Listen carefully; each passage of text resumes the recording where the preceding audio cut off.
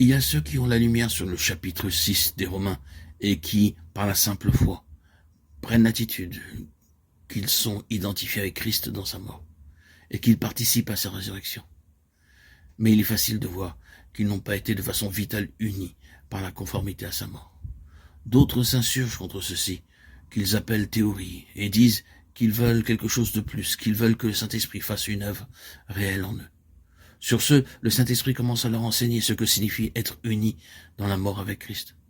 Alors ils vont à l'autre extrême, ils restent autour du tombeau si longtemps qu'il n'y a aucune évidence de puissance divine, leur donnant de l'énergie pour marcher dans une victoire continuelle. N'oublions pas que la vie doit jaillir de la mort.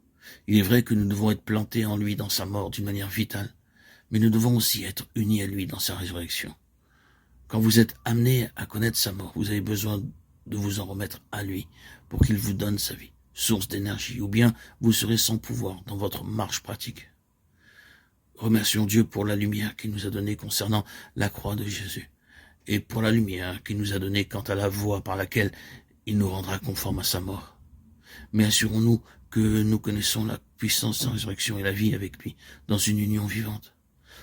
Dans le moment de conflit le plus sombre que vous aurez à subir, dans l'heure de l'épreuve la plus dure à laquelle vous serez soumis, si vous êtes unis à lui, vous pourrez dire « Je suis avec mon Seigneur ressuscité au-dessus de cette situation, je refuse de lâcher prise, car je me tiens avec lui sur une position de victoire. Je crois en Dieu qui ressuscite les morts. » Ce n'est que de cette façon que la foi pourra mûrir jusqu'à devenir une foi qui vit et triomphe dans les impossibilités. Nous avons vu dans la résurrection de Christ que la mort n'a plus de pouvoir sur lui. Spirituellement, ceci sera vrai aussi de nous. Sommes-nous affectés par l'atmosphère de mort qui nous entoure? Dans la puissance de sa résurrection, elle ne pourra pas nous faire frissonner. Nous sommes unis à lui en tant que le vivant. Par conséquent, rien autour de nous n'aura de pouvoir sur nous. Rien ne nous entraînera en bas. Le manque de vie autour de nous ne nous refroidira plus. Mais en union avec le Seigneur ressuscité, nous dominerons par sa vie l'atmosphère de mort et nous serons ses messagers de vie pour les âmes agonisantes. Dans 2 Corinthiens 13, 3, 4, regardons brièvement la manière pratique de prouver la puissance de sa résurrection.